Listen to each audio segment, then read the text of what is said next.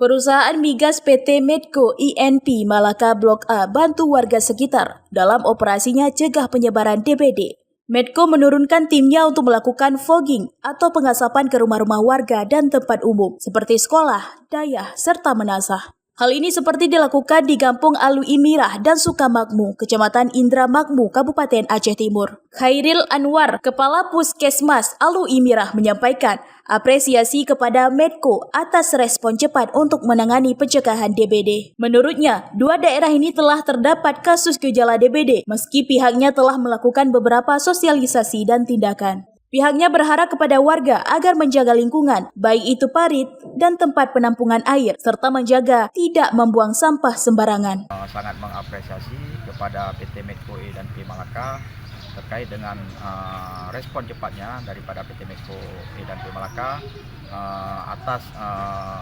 kegiatan fogging atau penyemprotan yang pada hari ini dilakukan di Desa Alu Imirah untuk melakukan fogging agar menghindari penyakit yang selama ini lagi terjangkit, yaitu DBD, demam berdarah.